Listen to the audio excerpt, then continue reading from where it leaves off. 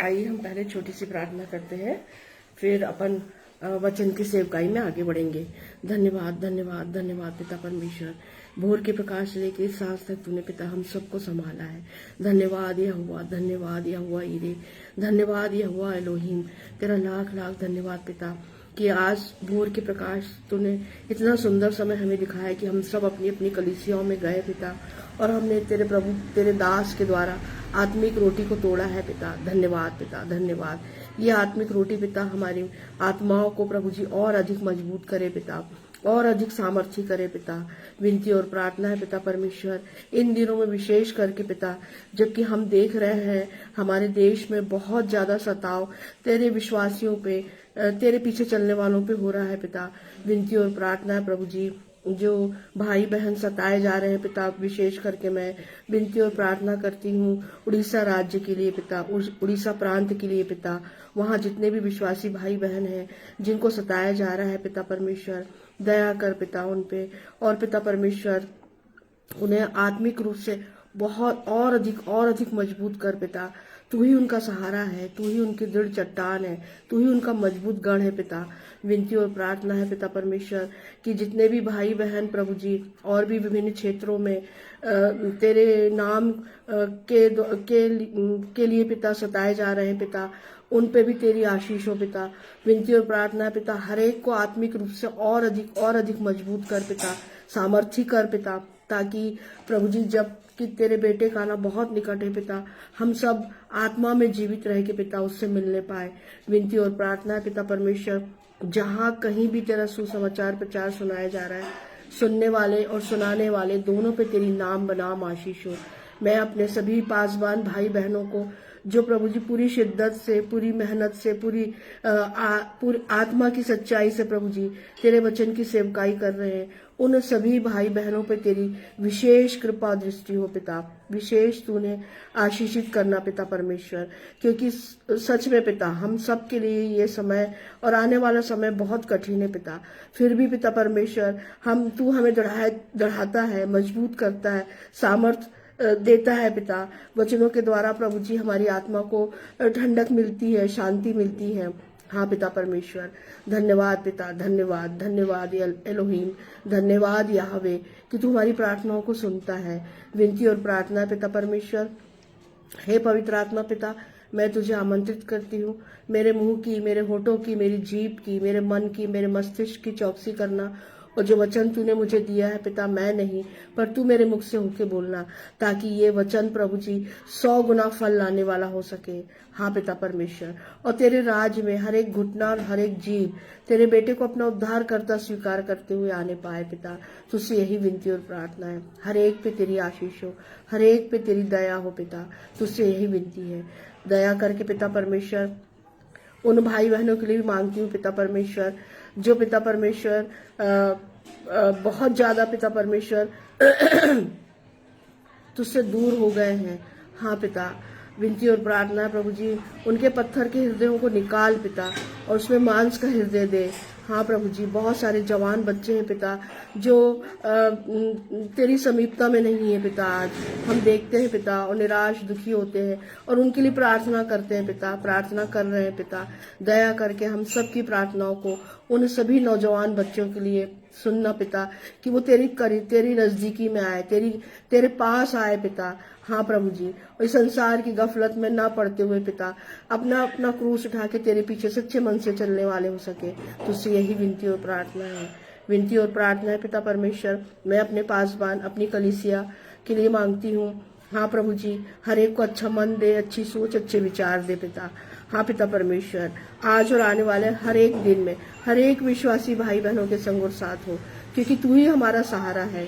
हाँ पिता परमेश्वर, और तेरे द्वारा बताए हुए मार्ग में पिता हम में से हर एक सच्चे मन से प्रभु जी चलने वाले हो सके, ऐसा तू हम में से हर एक को दे। सारा आदर, इज्जत, महिमा, गौरव, जलाल हे पिता परमेश्वर मैं तुझे देते हुए ये छोटी सी विनती तेरे इकलौते बेटे, मेरे उद्धार करता प्रभु यीशु मसीह के सामर्थ्य नाम में मांगती हूँ। दया करके स्वर्गीय राज में इसे ग्रहण कर। आमीन, आमीन और आमीन। बहनों भाइयों, आज जो मैंने विषय लिया है वो है परमेश्वर के राज में प्रवेश करने की शर्त, क्योंकि अब प्रभु यीशु मसीह का आगमन बहुत निकट है, हम सब ये जान रहे हैं। और जब हम अपने इस भौतिक संसार को देखते हैं तो इसमें हम ये पा रहे हैं कि जो तेरे द्वारा जो चिन्ह, हम जो पवित्र शास्त्र में जो चिन्ह पढ़ते हैं कि तेरे बेटे के आने के समय में ये सारे चिन्ह होंगे, जो वो चिन्हों को आज हम देख पा रहे हैं। और हम अंतिम समय के में ये के लोग हैं और इस बात को बहुत अच्छे से जान रहे हैं। जितने भी भाई बहन पवित्र शास्त्र का अध्ययन करते हैं, मनन करते हैं, चिंतन करते हैं, वो सब इस बात को जान रहे हैं कि अब प्रभु यीशु मसीह का आना बहुत निकट है। तो प्रभु यीशु मसीह कहाँ लेके जाएगा हमें? बादलों पर वो आने वाला है। और कहाँ लेके जाएगा? परमेश्वर के राज्य में, है ना। जहां वो है वहां, तो वो कहाँ है? परमेश्वर के पास, स्वर्ग में है। तो वो हमें कहाँ लेके जाएगा? स्वर्ग में लेके जाएगा। अपनी दुल्हन को वो कहाँ लेके जाएगा? अपने पिता के पास, स्वर्ग में। तो परमेश्वर स्वर्ग में कौन है? हमारा पिता परमेश्वर। तो परमेश्वर के राज्य में हमें प्रवेश करना है। हम अपनी इच्छा से, अपने स्वयं के प्रयत्नों से परमेश्वर के राज्य में प्रवेश नहीं कर सकते। तो कुछ शर्तें हैं, है ना। तो हमको पवित्र शास्त्र ये बताता है, गलातियों 3 और उसका 28 पढ़ना चाहूंगी। अब न कोई यहूदी रहा और न यूनानी, न कोई दास, न स्वतंत्र, न कोई नर न नारी, क्योंकि तुम सब मसीह यीशु में एक हो। यहाँ पर जब हम पढ़ते हैं इसको, तो पौलुस इस बात को बोल रहा है कि जितनों ने उद्धार पाया है ना, प्रभु यीशु मसीह के द्वारा। उद्धार हमें कहाँ से मिलेगा? प्रभु यीशु मसीह के द्वारा। तो वो सभी कहाँ पहुंचेंगे? परमेश्वर के राज्य में सम्मिलित हो सकते हैं, है ना। और उस साफ लिखा है उसने कि अब कोई न दास है, न स्वतंत्र है, न यूनानी है, न यहूदी है ना, न नर है, न नारी है। मतलब हम सब यीशु मसीह में एक है। और जब हम यीशु मसीह के पीछे चलते हैं और यीशु मसीह में एक है, और जब हमारा उद्धार हो गया है, तो निश्चित रूप से हम कहाँ जाएंगे? प्रभु यीशु मसीह के साथ परमेश्वर के राज्य में जाएंगे। तो ये पहली शर्त है कि उद्धार पाए हुए सभी परमेश्वर के राज्य में सम्मिलित होंगे, है ना। जिनको उद्धार मिल गया है प्रभु यीशु मसीह के साथ के पीछे चलने के द्वारा, और प्रभु यीशु मसीह के द्वारा उद्धार मिला है, तो वो सब परमेश्वर के राज्य में सम्मिलित होंगे। फिर सभी को पात्रता है ना। जितने उद्धार पाए हुए हैं सभी को पात्रता है। और यह परमेश्वर के राज्य में प्रवेश करने की योग्यता है। कौन कौन सी योग्यता है? सभी श्रेणी के लोग प्रवेश कर सकते हैं, जैसा भी हमने पढ़ा गलातियों 3 और उसका 28 में। क्योंकि हम यीशु मसीह में एक है। और जब चाहे वो यहूदी हो, यूनानी हो, नर हो, नारी हो, स्वतंत्र हो, दास हो, कोई भी हो, है ना। तो जब हम ये योग्यता है परमेश्वर के राज्य में प्रवेश करने की, ठीक है ना। और सभी जाति कुल कोई भेदभाव नहीं है। संसार में बहुत सारी जातियां हैं, है ना। हम देखते हैं हमारे भारत में ही हम देखते हैं कि कितनी सारी जातियां, कितनी सारी भाषाएं, कितने सारे कुल हैं। तो अब आप संसार का अनुमान लगा लीजिए कि संसार में कितने सारी जातियां हैं। लेकिन इतनी सारी जातियां होने से कुछ नहीं होता। होगा कब? जब हम प्रभु यीशु मसीह के पीछे चलते हैं, जब उस पे हम विश्वास लाते हैं, है ना, पूरे सच्चे मन से। और जब हम उसके द्वारा हम प्रायश्चित करते हैं, अब पापों का अंगीकार करते हैं, और इस बात को उसके सामने स्वीकार करते हैं कि हम पापी हैं, हम स्वभाव ही से पापी है ना, और परमेश्वर की महिमा से रहित हैं हम, है ना। लेकिन हमारे प्रभु यीशु मसीह की दया देखिए कि उसके द्वारा, क्योंकि क्रूस की मृत्यु सिर्फ और सिर्फ प्रभु यीशु मसीह ने ही सही थी, और हमारे सारे संसार के पापों को उसी ने उठाया था अपने ऊपर क्रूस पे, है ना। तो जब कोई भी जाति का, कुल का, भाषा का, है ना, रंग रूप का, कोई इसमें भेद नहीं है।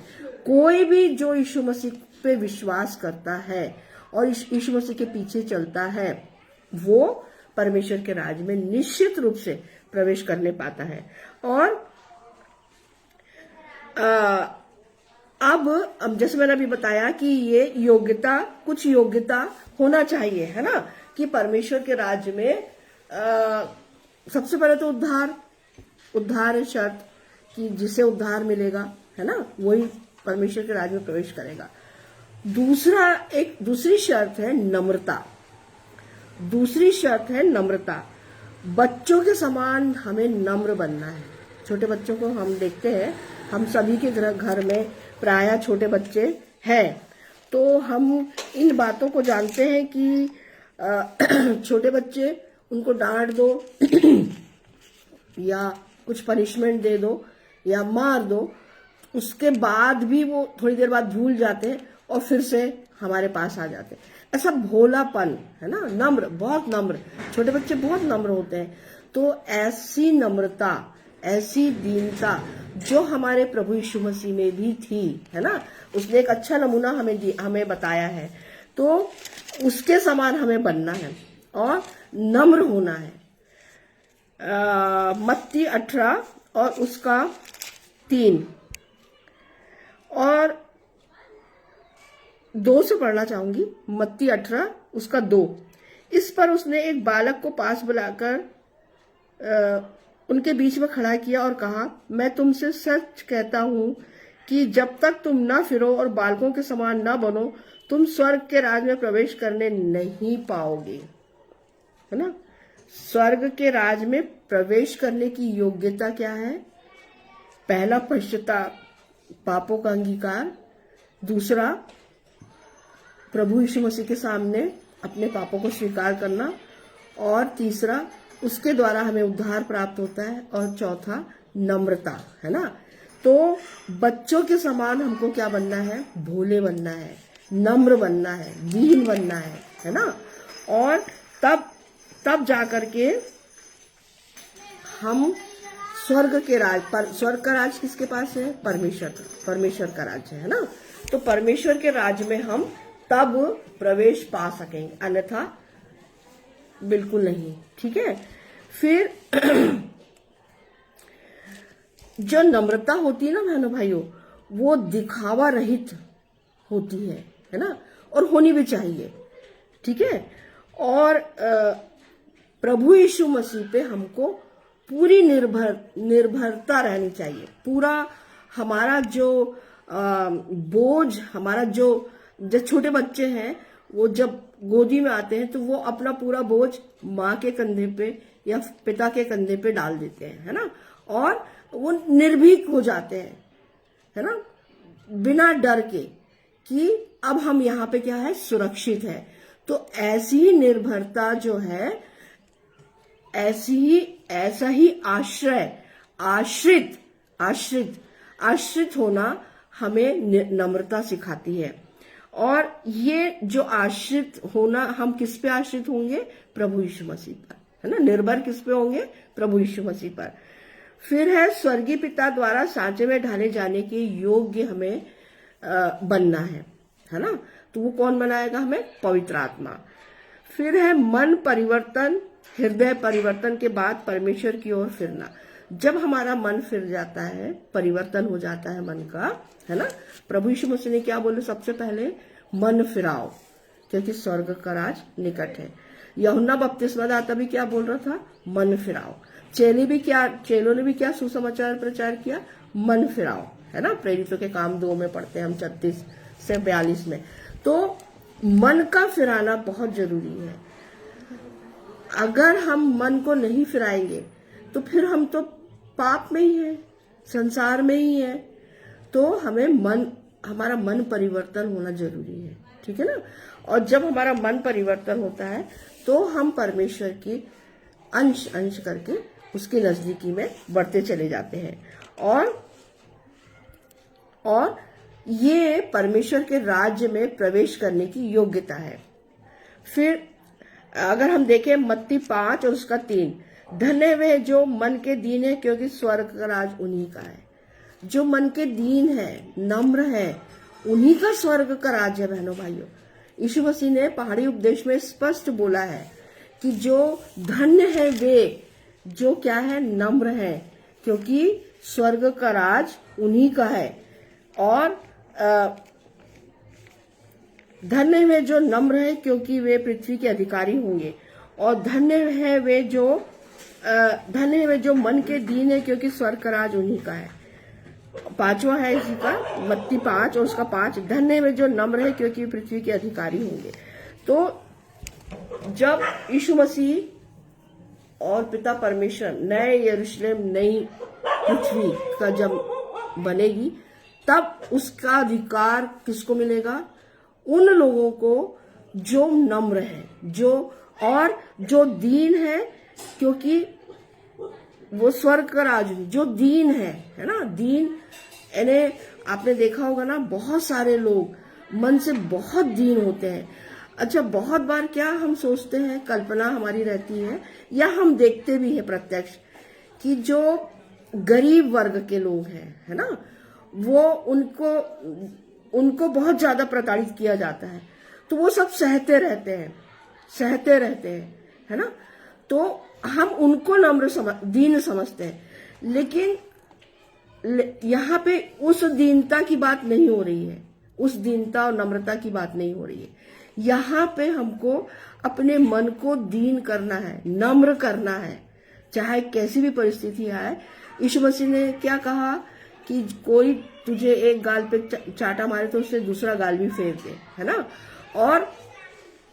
और आप देखेंगे, हम पढ़ते हैं, हम देखते हैं, हम समझते हैं कि यीशु मसीह के गाल पे चाटा मारा गया, है ना, उसके मुंह पे थूका गया, उसको कांटों का ताज पहनाया गया, कांटों का मुकुट पहनाया गया, यहाँ तक उसके पीठ पे कोड़े मारे गए, 39 कोड़े, और यहाँ तक उसको बेइज्जत किया गया कि उसके वस्त्र भी उतार लिए गए, लेकिन वो शांत रहा, चुप रहा, है ना। इन्हें सोचिए कितना वो नम्र और दीन बना मेरे और आपके लिए, ठीक है ना। और इस प्रकार से जो नम्र और दीन होते हैं, है ना, वो पृथ्वी के अधिकारी होंगे, वो स्वर्ग के अधिकारी होंगे। फिर है इसमें, अगर हम परमेश्वर के राज्य में प्रवेश करना चाह रहे हैं तो शर्त ये है दूसरी, आत्मिक अभिलाषा। आत्मिक अभिलाषा मतलब इसमें मत्ती 5 और 6 में को पढ़ना चाहूंगी। धन्य है वे जो धर्म के भूखे और प्यासे हैं, क्योंकि वे तृप्त किए जाएंगे। ये योग्यता होनी चाहिए मुझ में और आप में। कौन सी योग्यता? कि मुझ में और आप में हमारी पवित्र शास्त्र को पढ़ने की लालसा, वचनों को पढ़ करके उसके गूढ़ अर्थों को जानने की समझ, है ना। और ये जहां से भी हमको उसका अर्थ मिले, है ना, क्योंकि जो हमारा पवित्र शास्त्र है बहनों भाइयों, ये मनुष्यों ने तो लिखा, 40 मनुष्यों ने, लेकिन उनको लिखवाया किसने? पिता परमेश्वर की आत्मा ने, है ना। और अगर मैं ऐसा सीधा बात करूं तो पवित्र आत्मा ने लिखवाया। तो जब पवित्र आत्मा ने, परमेश्वर की आत्मा ने इस पवित्र शास्त्र को लिखवाया, तो ये साधारण मनुष्य के समझ से परे है। जब तक हमको पवित्र आत्मा इन गूढ़ बातों को, इन वचनों की गूढ़ बातों को नहीं समझाता है, हमको बहुत ज्यादा समझ में नहीं आता है। तो ये भूख और प्यास कि मुझे ये पद समझना है, मुझे ये पद सीखना है, जानना है कि क्यों यहूदी लोग, याजक लोग यूहन्ना 19 में जैसे तुरंत दौड़ते हुए गए पोंतु पिलातुस के पास और कहा कि ये जो तूने जो चिट्ठी चिपकाई है उसके क्रूस पे, यीशु मसीह की क्रूस पे, वो जो लिखा है तूने, यीशु नासरी यहूदियों का राजा, इसको बदल। क्यों गए वो दौड़ते हुए? ऐसा क्या लिखा था उस यीशु नासरी यहूदियों का राजा? तो हिब्रू भाषा में उसका अलग अर्थ है ना, अलग। जब कोड निकाला गया और याजक जो थे वो तो बहुत ज्ञानी पुरुष थे, तो ये बात, और वो समझ गए, वो जान गए कि जो कोड बनकर आया है, यीशु नासरी यहूदियों का राजा, जो हिब्रू भाषा में लिखा था उसका जो कोड बनकर आया पहले पहले अक्षरों का, उसको जब उन्होंने मिलाया तो वहां लिखा था याहवे, है ना। ये मेमना किस, इसका मालिक कौन है इस मेमने का, क्योंकि उस दिन फसह का पर्व था, है ना। तो इस मेमने का मालिक कौन है, याहवे, परमेश्वर पिता। तो वो एकदम भौचक्के के रह गए और आश्चर्यचकित हो गए, इसलिए तो वो दौड़ते हुए गए और कहा उन्होंने कि इसको, इन नाम को तुम चेंज कर दो। तो पिलातुस ने क्या कहा, मैंने जो लिख दिया सो लिख दिया। तो ये जो गूढ़ बातें हैं बहनों, क्यों बहनों भाइयों, क्यों परमेश्वर ने मूसा से कहा कि अपनी जूती उतार, क्यों जूती उतार, वो पवित्र स्थान में खड़ा था वो तो सही है, लेकिन जूती उतारने का और भी दूसरा एक और अर्थ है, क्योंकि उसने सिपोरा जो उसके कुल की, वो यहूदी नहीं थी वो, और उसका जो पिता था इत्रो वो अन्य देवी देवता का याजक था। तो परमेश्वर पिता ये कोई बिल्कुल पसंद नहीं था, इसलिए उसने कहा था मूसा से कि अपने पैर की जूती उतार, क्योंकि सिपोरा खतने के लिए, अपने बच्चों के खतने के लिए बिल्कुल तैयार नहीं थी। तो ये जो गूढ़ बातें हैं, है ना, या यीशु मसीह का जो जन्म है वो बैतलहम में की गौशाला, भेड़शाला में क्यों हुआ, तो ये गूढ़ बातें जो है इसकी भूख प्यास हमें होना चाहिए। हमें सिर्फ मनन नहीं करना है, पढ़ना ही नहीं है।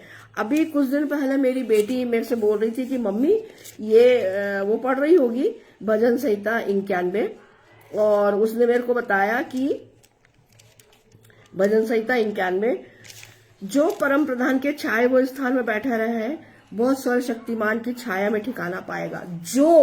जो परम प्रधान की छाया में बैठा रहे, जो, सब नहीं, जितने परम, अब दाऊद राजा जो था वो बचपन से परमेश्वर पिता के लिए अपना एक तार वाला बाजा बजा करके भजन गाता था, है ना।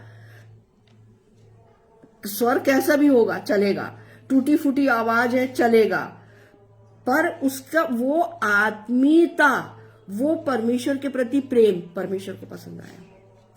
तो जो परम प्रधान की छाया में बैठा रहे, सब नहीं, जो बैठेगा वही क्या पाएगा, सर्वशक्तिमान की छाया में ठिकाना पाएगा। सब नहीं पाएंगे ठिकाना।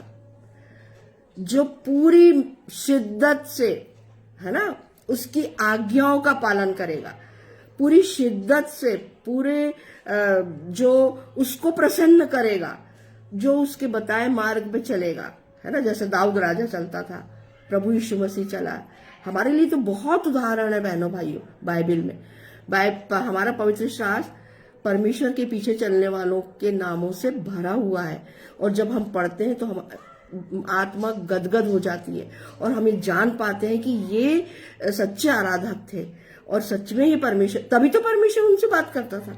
अब्राहम, है ना, अब्राहम से परमेश्वर बात करता था, मूसा से परमेश्वर बात, मूसा तो बोला कि मैं तो भद्दे होठ वाला हूं, मेरे को तो कुछ बोलते नहीं आता है। तो परमेश्वर ने क्या बोला, तू मत बोलना, तेरा भाई हारून बोलेगा, ठीक है ना।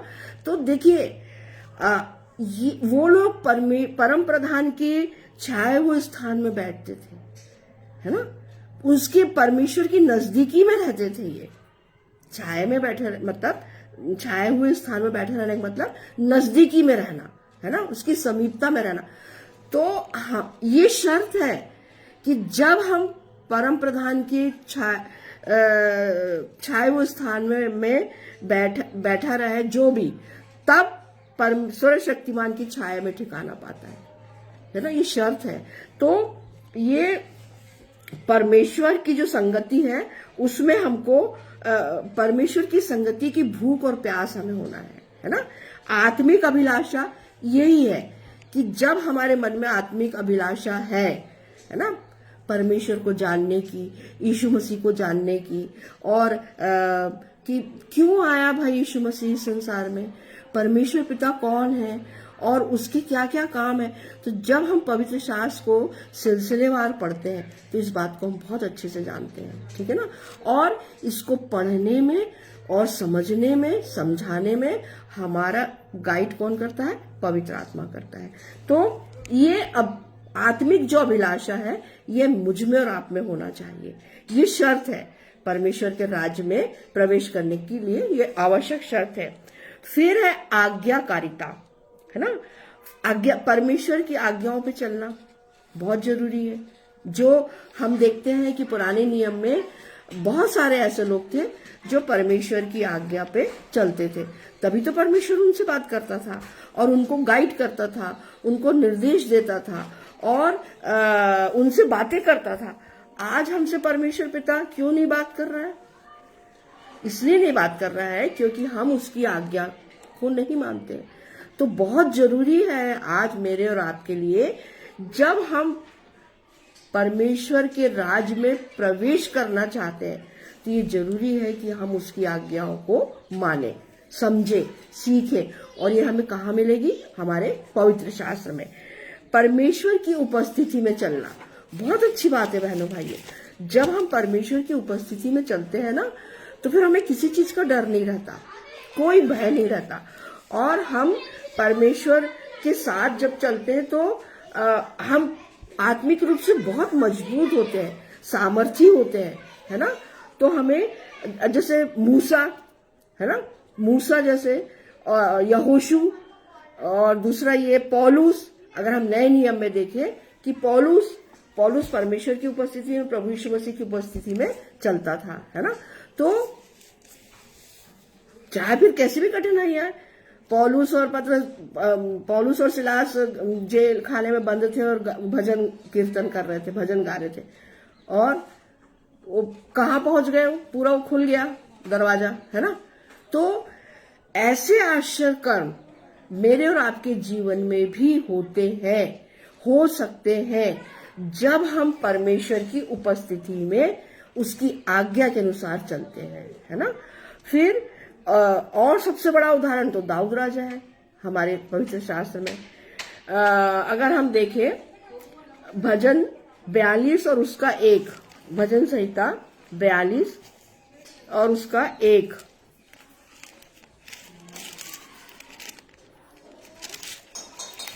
भजन संहिता 42, जैसे हिरनी नदी के जल के लिए हाँफती है, वैसे ही है परमेश्वर मैं तेरे लिए हाँफता हूँ।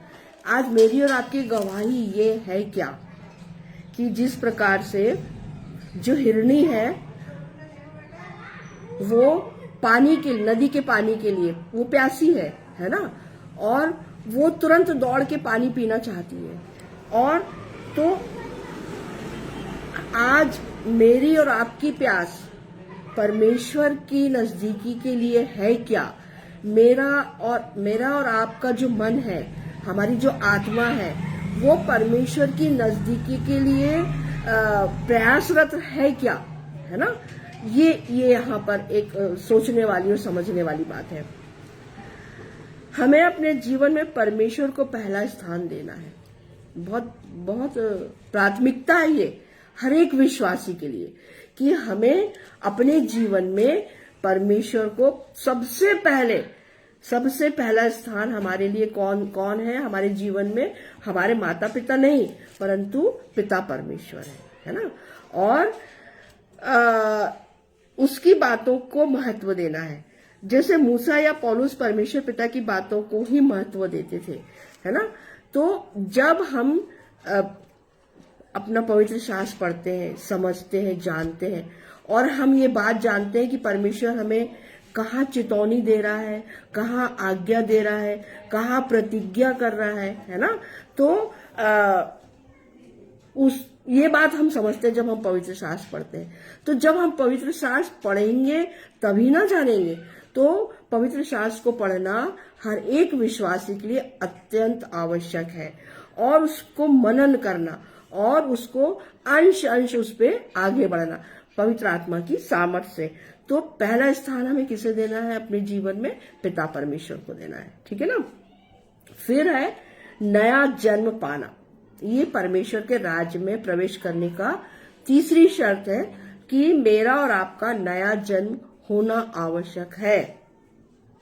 आत्मिक जन्म, है ना। निकोदेमुस तो बोलता है मैं कैसे वो करूंगा, जन्म वो होगा, परंतु यीशु मसीह यहाँ आत्मिक जन्म के विषय में बात कर रहे थे, ठीक है ना। तो यूहन्ना 3 और 3 से 5 पढ़ना चाहूंगी। यही वाली बात है कि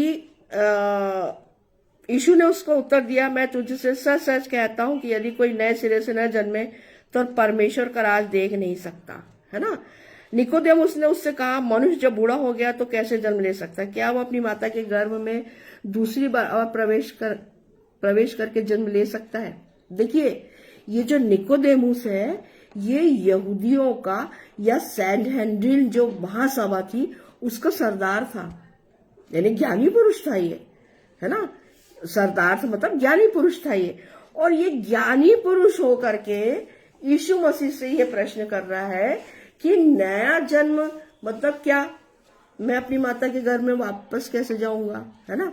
तो यीशु मसीह ने क्या कहा कि मैं तुझसे सच सच कहता हूं कि जब तक कोई मनुष्य जल और आत्मा से न जन्मे तो वो परमेश्वर के राज में प्रवेश नहीं कर सकता।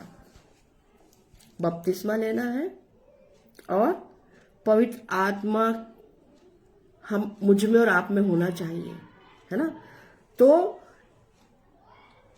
हम कहाँ जाएंगे? परमेश्वर के राज में प्रवेश करने पाएंगे, ठीक है ना। और हर एक विश्वासी के लिए जो परमेश्वर के राज में प्रवेश करना चाहता है उसके लिए नया जन्म लेना अनिवार्य है, मैंडेटरी है ये। नया जन्म, आत्मिक नया जन्म, आत्मा का नया जन्म होना चाहिए, है ना। और क्योंकि मसीह से अलग हर व्यक्ति अपने स्वभाव से पापी है, हम सब जानते हैं, हम सब स्वभाव से पापी हैं, है ना। तो और हम मसीह से अलग हैं, इसलिए हम स्वभाव और परमेश्वर की महिमा से रहित है। तो वह परमेश्वर को प्रसन्न करने व आज्ञा पालन में असमर्थ है। जब हम परमेश्वर की महिमा से रहित है तो हम परमेश्वर की आज्ञाओं को और उसे प्रसन्न करने में असमर्थ है ना। नए जन्म का तात्पर्य है जो अपने पापों से पश्चाताप करे तथा परमेश्वर की ओर फिरे, है ना। नए जन्म का ये अर्थ है कि हमें अपने पापों से पश्चाताप करना है और किसकी ओर फिरना है? पिता परमेश्वर की ओर। संसार से हमको दूर होना है ना। और ये बहुत जरूरी है बहनों भाइयों, आज मेरे और आपके लिए ये बहुत जरूरी है कि हम संसार से अलग हों। जब हम संसार से अलग होंगे तभी हम परमेश्वर के अंश धीरे धीरे नजदीकी में पहुंचेंगे, है ना। और फिर आप देखिए कि परमेश्वर पिता हमें स्वर्ग के झरोखे खोल करके आशीष देता है या नहीं, है ना। बिल्कुल देता है, ठीक है ना। पर कब? जब हमें नया जन्म हमारी आत्मा को नया जन्म लेना अति आवश्यक है। और वो कैसे होगा? जल और आत्मा से, यानी बपतिस्मे के द्वारा और पवित्र आत्मा की सामर्थ्य के द्वारा। पवित्र आत्मा मुझ में और आप में, जैसे यीशु मसीह ने बपतिस्मा लिया वैसे ही कबूतर की नाई कौन आया उसके ऊपर? पवित्र आत्मा, है ना। और पवित्र आत्मा से परिपूर्ण होकर के उसने सामर्थ्य के काम किए, हम पढ़ते हैं चारों सुसमाचार में। तो जब मेरी आत्मा का नया जन्म होता है बहनों भाइयों, नया जन्म मेरा होगा, और ये मैंडेटरी है, ये अति आवश्यक है। काय के लिए? परमेश्वर के राज में प्रवेश करने की शर्त है ये कि मुझे नया जन्म लेना अति आवश्यक है ना। मेरी आत्मा को, मुझको, शरीर को नहीं, आत्मा को। अभी हम ये देख रहे हैं कि और मेरी चर्चा भी होती रहती है बहुत सारे लोगों से कि एक बैग है, बड़ा सा बैग है, उसमें सारे गंदे कपड़े डाल दीजिए, है ना। और उसको डाल के उस बैग को पैक कर दीजिए और उसको नदी में छोड़ दीजिए, नदी में डाल दीजिए। तो क्या वो कपड़े साफ हो जाएंगे? ऐसी तो हमारा शरीर है बहनों भाइयों। हमारा ये शरीर एक बैग है। अगर हम पवित्र शास्त्र से थोड़ा सा अलग हट के बात करें, और जो हमारी आत्मा है वो गंदे कपड़े हैं के समान है। तो हम चाहे कोई भी नदी में नहा ले, समुद्र में नहा ले, कुओं में नहा ले, शरीर तो साफ हो जाएगा, नो डाउट। लेकिन आत्मा साफ होगी क्या? है ना। यहाँ तो यही एक बात मुझे और आपको समझना है बहनों भाइयों आज, है ना, कि हमें यीशु मसीह ने क्यों नए जन्म के विषय में बोला, क्यों आत्मा के नए जन्म के विषय में पवित्र शास्त्र हमें सिखाता है, क्योंकि परमेश्वर के राज में शरीर नहीं जाएगा। कौन, मैंने पिछली बार भी बताया था, कौन जाएगा, हमारी आत्मा जाएगी। तो वो आत्मा कैसी होनी चाहिए, साफ सुथरी, है ना, पवित्र होना चाहिए, क्योंकि जो स्वर्ग में है वो कैसा है, महापवित्र है। तो मेरी वो आत्मा कैसी होनी चाहिए बहनों भाइयों, हर एक विश्वासी की पवित्र होनी चाहिए, है ना। तो इसलिए नया जन्म लेना, आत्मा को नया जन्म लेना अति आवश्यक है। यूहन्ना 1:12, परंतु जितनों ने उसे ग्रहण किया उसने उन्हें परमेश्वर की संतान होने का अधिकार दिया, अर्थात उन्हें जो उसके नाम पर विश्वास रखते हैं पूर्ण रीति से, है ना। यूहन्ना 1 और उसके 12 में भी इस प्रकार से लिखा है, प्रभु यीशु मसीह ने यूहन्ना 1 और उसका 12, परंतु जितनों ने उसे ग्रहण किया उसने उन्हें परमेश्वर की संतान होने का अधिकार दिया, अर्थात उन्हें जो उसके नाम पर विश्वास रखते हैं। सबको नहीं, सबको नहीं। आज हम संसार में देख रहे हैं कि हमारे विश्वासी भाई बहनों को बहुत ज्यादा प्रताड़ित किया जा रहा है ना। और परंतु और मैं तो आप सबसे निवेदन करती हूँ कि इन सब भाई बहनों के लिए पूरी शिद्दत से प्रार्थना, हम नहीं जानते उनको, कोई दिक्कत नहीं है, पर हम प्रभु में उनको जानते हैं। तो उन सब भाई बहनों के लिए, जितने भी भाई बहनों के साथ को प्रताड़ित किया जा रहा है, उनके लिए प्रार्थना करें, है ना, पूरी शिद्दत से प्रार्थना करें। तो यहाँ पर क्या है, 12वें पद में परमेश्वर ने हमें क्या किया है, जितनों ने यीशु मसीह को ग्रहण किया, है ना, उन सब को क्या मिल गया है, परमेश्वर की संतान होने का अधिकार मिल गया है। कितनी कितनी अच्छी बात है बहनों भाइयों, कितनी अद्भुत बात है ये, कि हम परमेश्वर के राज में जा रहे हैं ना। तो परमेश्वर के राज में जाने की शर्त है कि हमें परमेश्वर की संतान, भाई देखिए, हाँ, वो स्वर्ग किसका है, स्वर्ग का मालिक कौन है, परमेश्वर पिता, है ना, प्रभु यीशु मसीह। तो अब हमको उसके राज्य में जाना है, तो उसके राज्य में जो नियम कानून कायदे हैं उसको तो मानना पड़ेगा ना। जैसे हम किसी दूसरे देश में जाते हैं, पासपोर्ट है, वीजा है तो ये भी, लेकिन वहां के जो नियम कानून कायदे हैं उससे हम तुरंत बंध जाते हैं, हमको मानना ही मानना है ना। तो अन्यथा की स्थिति में हमारा नुकसान है। तो यहाँ पर भी यही बात है कि जब हम परमेश्वर के राज में के लिए कब जाएंगे, जब हम प्रभु यीशु मसीह को अपना उद्धारकर्ता स्वीकार करेंगे, है ना।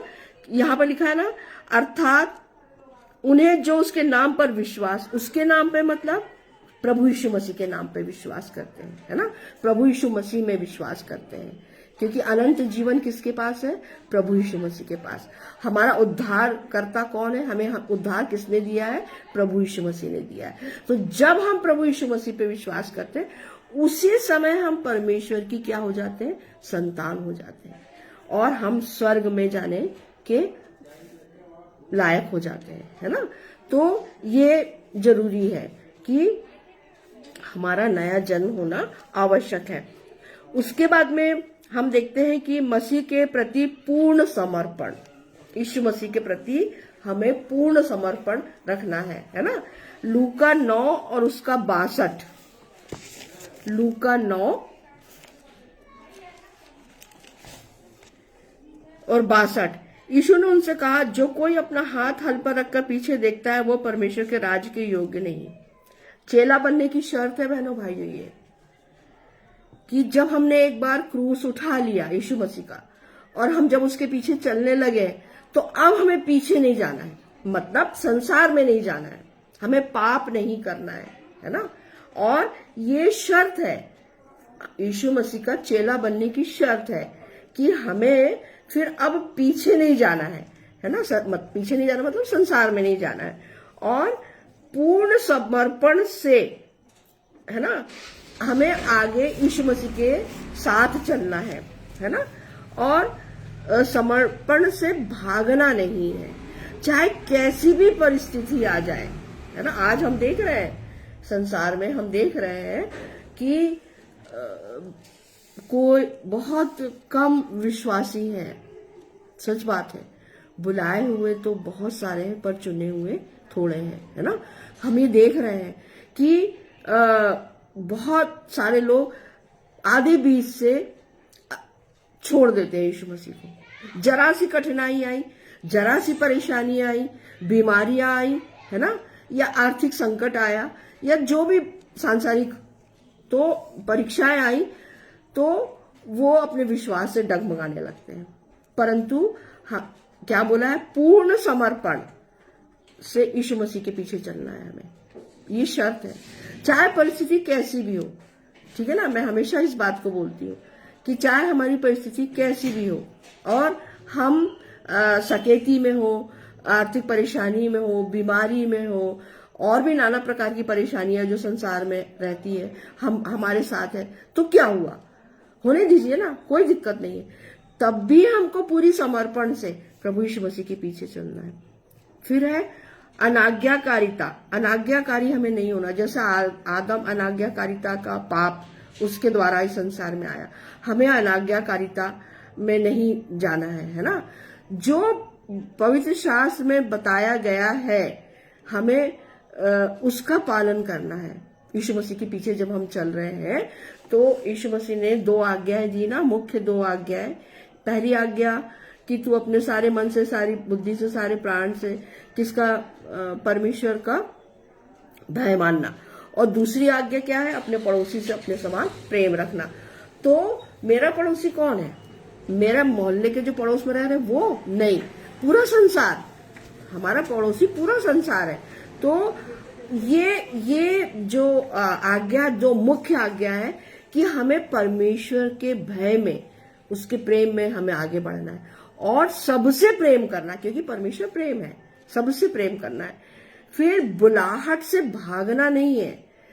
बहुत बार मैंने ये देखा है कि परमेश्वर पिता विभिन्न तरीकों से बहुत सारे लोगों से बातें कर रहा था, लेकिन वो फिर गए, है ना, और फिर करके वो संसार में चले गए। तो अगर हम देखें, सबसे अच्छा उदाहरण तो योना नबी का है ना।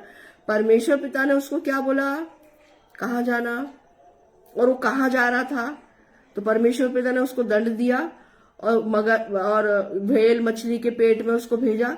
तो 3 रात और 3 दिन मच्छ के पेट में रहा, व्हेल मछली के पेट में रहा, तब उसको समझ में आया, है ना। वो तरशीश को भाग गया, जब उसको निन्वे के लिए बोला था कि तू निन्वे में जा, और जब उसने उगला, जब उसने पश्चाताप किया, मछली के पेट में उसने पश्चाताप किया, और जब उसने उगला मछली ने समुद्र तट पे, तो वो भागा कहाँ, निन्वे पे, और निन्वे में जाकर उसने प्रचार किया कि मन फिराओ, है ना। तो सारे निन्वे के लोगों ने मन फिराया और इस प्रकार से वो बचे। तो जो बुलाहट है उससे हमको फिरना नहीं है ना। बहुत अच्छी बात है ये, तो परमेश्वर ने हमें चुना है, बुलाया है ना। तो उसके जो काम वो हमको करने के लिए दे रहा है, उससे हमको पीछे नहीं हटना है, ठीक है ना। और लक्ष्य से भटकना नहीं है हमें। हमारा लक्ष्य क्या है, परमेश्वर का राज्य। परमेश्वर का राज्य आज मेरा और आपका लक्ष्य होना चाहिए, है ना। एम होना चाहिए, गोल होना चाहिए। जैसे कि पौलुस बोलता है कि मैं निशाने की ओर दौड़ा चला जाता हूं, है ना।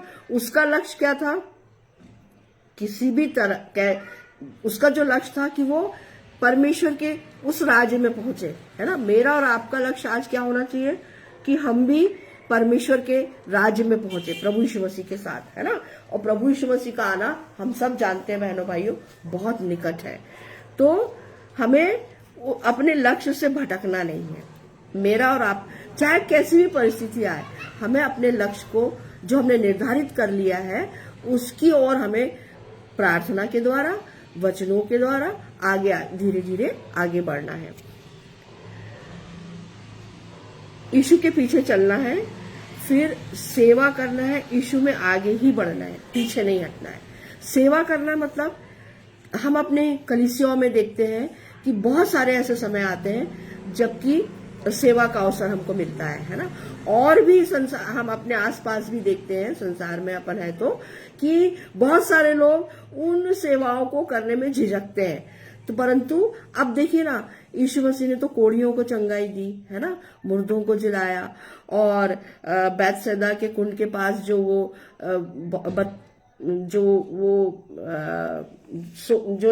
इतने सालों से जो वो लंगड़ा जो व्यक्ति था, जो चंगाई की रास्ता देख रहा था, उसको चंगाई दी।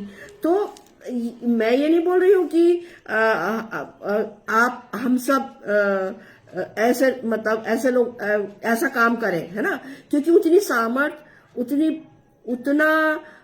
सामर्थ हमारे पास नहीं है। पर हो सकती है, पवित्र आत्मा की सामर्थ हमारे पास है। तो हम जब प्रार्थना में आगे बढ़ते, वचनों में आगे बढ़ते, तो इस प्रकार की चंगाई का जो ये वरदान है वो मुझे और आपको भी मिल सकता है। तो ये जो सेवा के कार्य है ना, हमारे मनों को हमको छोटा नहीं करना है, ठीक है ना। सेवा के कार्य में क्या, अरे मेरा काम थोड़ी ना है ये, है ना, नहीं। तो यीशु मसीह ने ऐसा बोला क्या? नहीं। तो हमें भी जब यीशु मसीह में आगे ही बढ़ना है ना, उसके और उससे हटना नहीं है, ठीक है ना, चाहे परिस्थिति कैसी भी आए।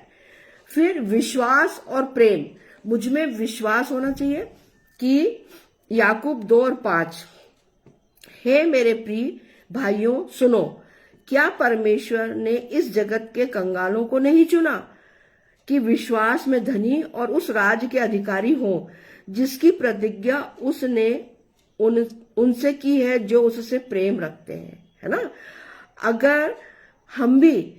अगर तुम मुझसे प्रेम रख करते हो तो मेरी बातों को मानोगे। तो विश्वास, दृढ़ विश्वास प्रभु यीशु मसीह पे, पिता परमेश्वर पे, चाहे कुछ भी हो जाए, हमको अपने लक्ष्य से, यीशु मसीह के पीछे चलने से हमें कोई नहीं रोक सकता, है ना। मैं कुछ वीडियो देख रही थी, तो छत्तीसगढ़ का वीडियो था वो, तो बहुत सारे पत्रकार थे और महिलाएं थी और लड़कियां भी थी। तो उन्होंने कहा कि आप हमको जेल में बंद कर दो, मारो पीटो, कुछ भी करो, पर हम यीशु मसीह के पीछे चलना नहीं छोड़ेंगे। देखिए कितना मजबूत विश्वास। तो वो विश्वास मेरा और आपका भी होना चाहिए, और हमको हर एक से प्रेम करना है। परमेश्वर ने भी सब जगत से ऐसा प्रेम किया, जगत से, पूरे संसार से। हम तो इसके लायक नहीं थे, है ना, क्योंकि हम तो स्वभाव ही से पापी हैं, हम तो बिल्कुल लायक नहीं थे। फिर भी परमेश्वर ने हमसे प्रेम किया कि उसने अपना इकलौता पुत्र दे दिया, ताकि जो कोई उस पर विश्वास करे वो नाश ना हो परंतु अनंत जीवन पाए, है ना। तो विश्वास और प्रेम में हमें बने रहना है, ठीक है ना। और फिर है नेक्स्ट, क्लेश में स्थिर रहना है। क्लेश में चाहे कुछ भी हो जाए, है ना, हमें क्लेश में स्थिर रहना है। प्रेरितों के काम और उसका 14वां अध्याय और 22वां पद पढ़ना चाहूंगी।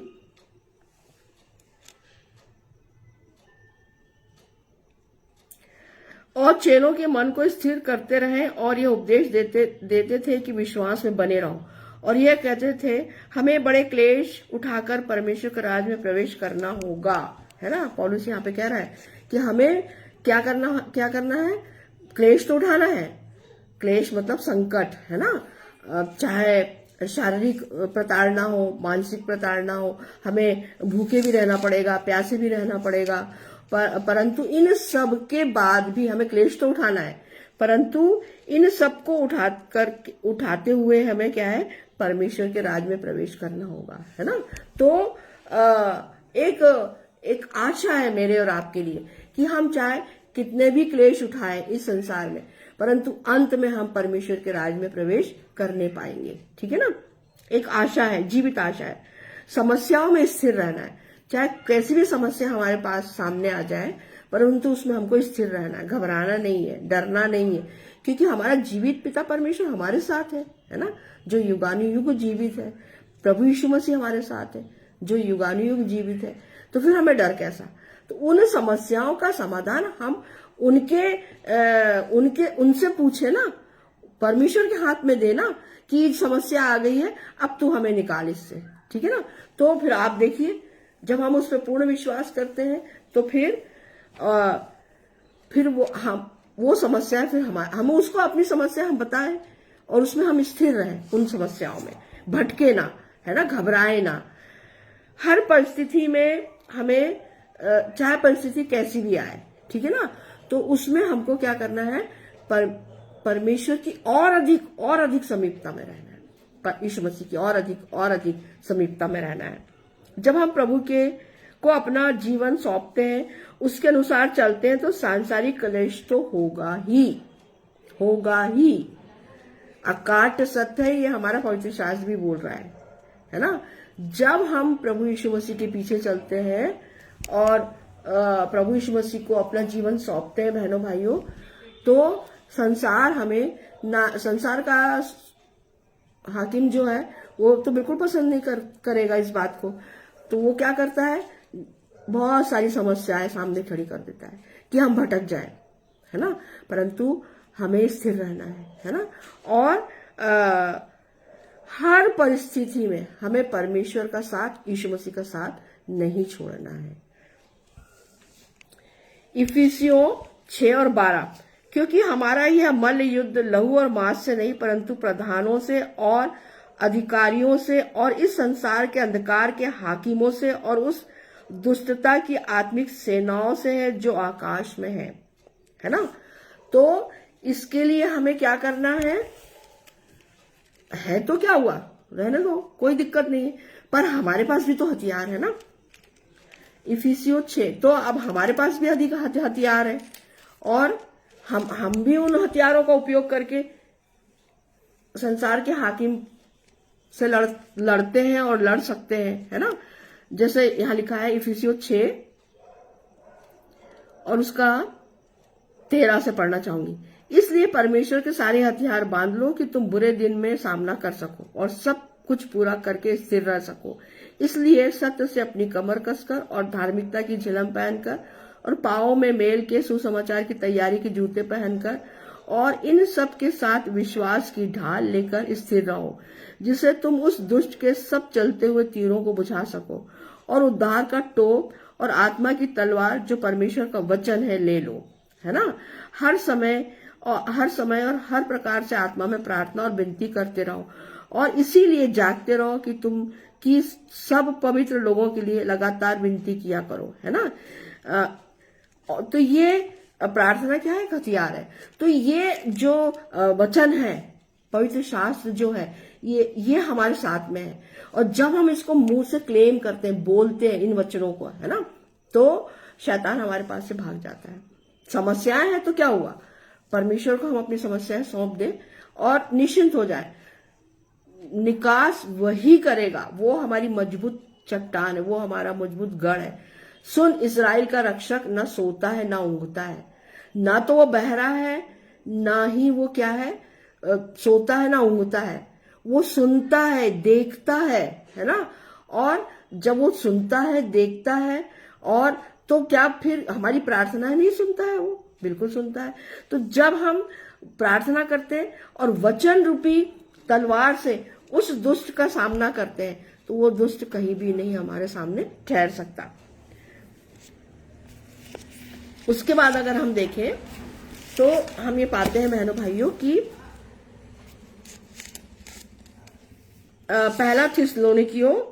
दूसरा थिस्सलुनीकियों 1:5, यह परमेश्वर के सच्चे न्याय का स्पष्ट प्रमाण है कि तुम परमेश्वर के राज्य के योग्य ठहरो, जिसके लिए तुम दुख भी उठाते हो, है ना।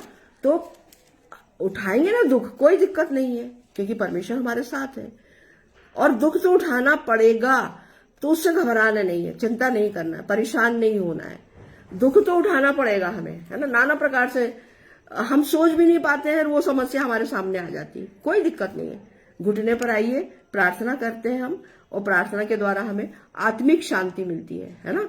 तो इससे तो हम आधा गढ़ जीत लेते हैं। और जब हम वचन पढ़ते हैं तो मानसिक, आत्मिक रूप से, शारीरिक रूप से, मानसिक रूप से हम क्या हो जाते हैं, निश्चिंत हो जाते हैं। और वो समस्याएं फिर हमारे लिए पहाड़ नहीं रहती है। तो सच्चे न्याय का स्पष्ट प्रमाण है कि तुम परमेश्वर के राज्य के योग्य ठहरो जिसके लिए तुम दुख भी उठाते हो। पौलुस यहाँ बोल रहा है ना। फिर मत्ती 5:10 में है, धन्य है वे जो धर्म के कारण सताए जाते हैं क्योंकि स्वर्ग का राज उन्हीं का है। धर्म के कारण आज यही तो हो रहा है बहनों भाइयों, हम देख रहे हैं हमारे भारत में, हम ये देख रहे हैं, प्रत्यक्ष रूप से देख रहे हैं कि जो लोग प्रभु यीशु मसीह के पीछे चल रहे हैं उन्हें सताया जा रहा है ना। तो कोई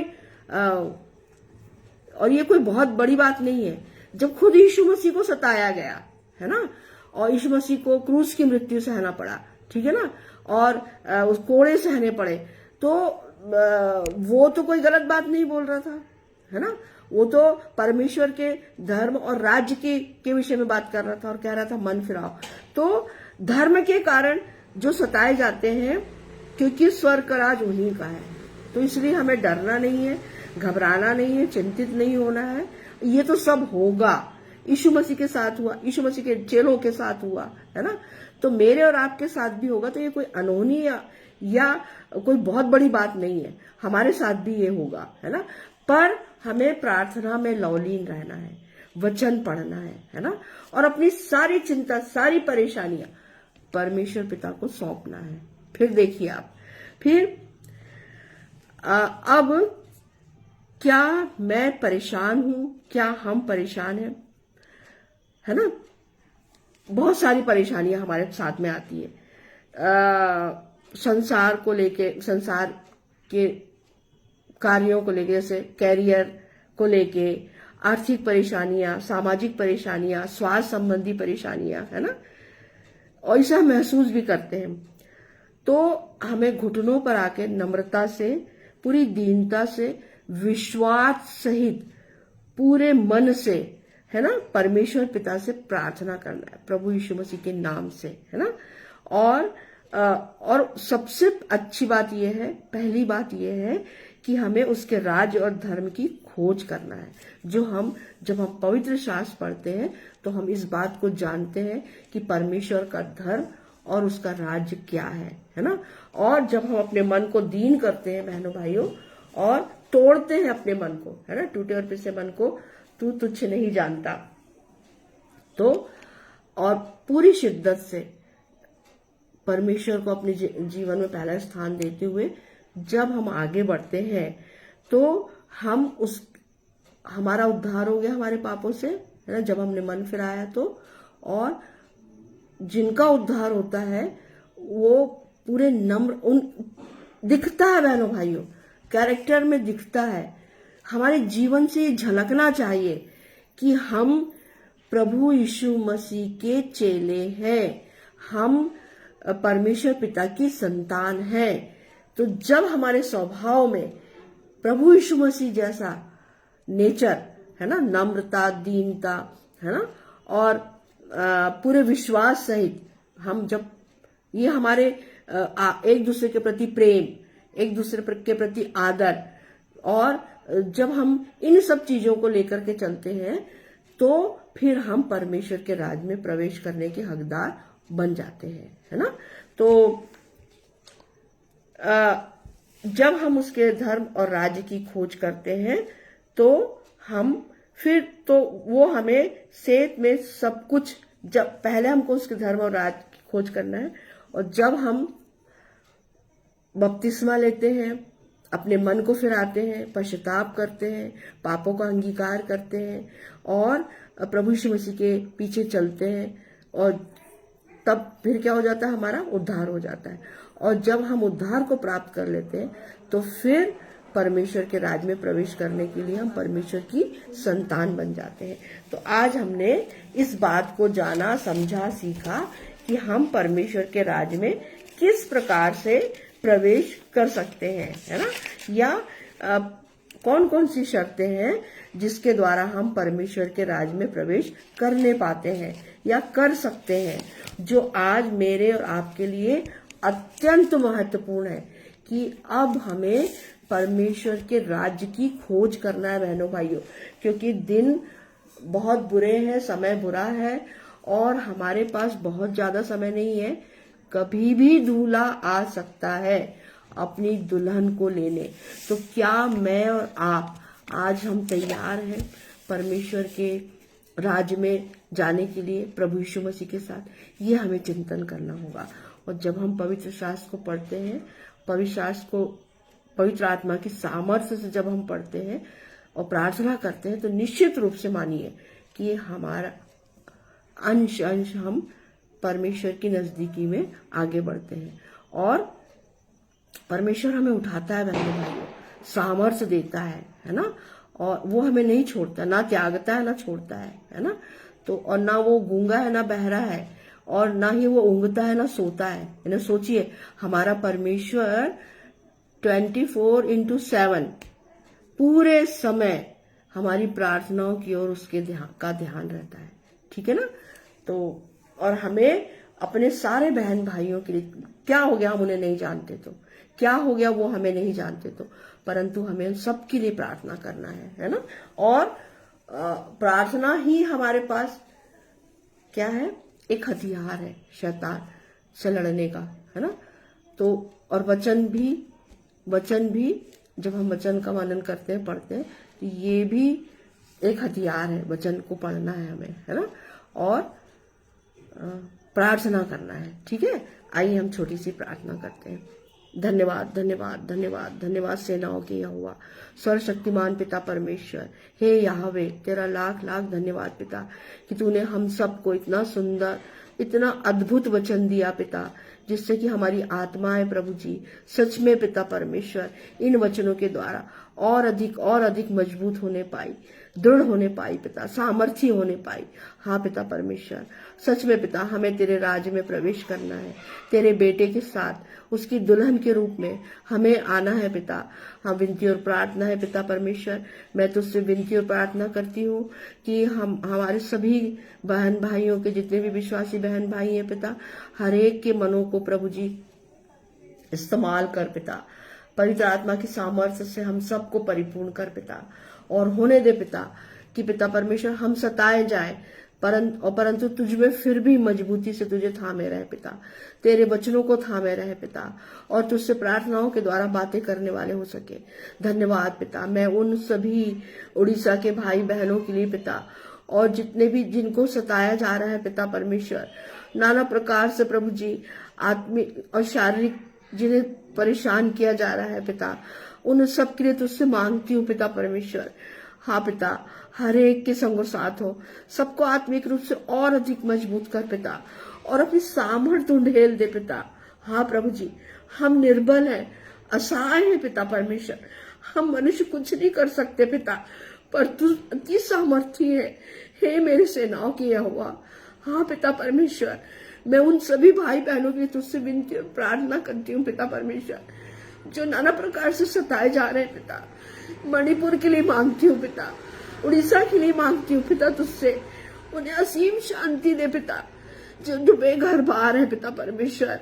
हाँ पिता, अब स्वर्गीय भंडार से खोल के उन्हें आशीष दे पिता, तुझसे यही विनती और प्रार्थना है। हाँ पिता परमेश्वर, हम निर्बल हैं, असहाय है पिता परमेश्वर, परंतु तू अति सामर्थी है। हे यहोवे, मेरी प्रार्थना है पिता परमेश्वर, हम सबको आत्मिक रूप से और अधिक मजबूत कर पिता, कि शैतान प्रभु जी हमारे पास भटकने ना पाए।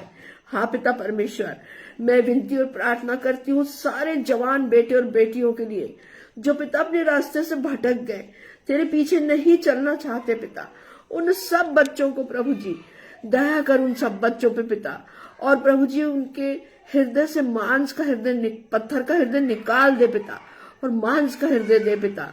हाँ पिता परमेश्वर, दया कर उन सब बच्चों को प्रभु जी, शैतान ने जिन्हें अपनी गिरफ्त में ले लिया है पिता।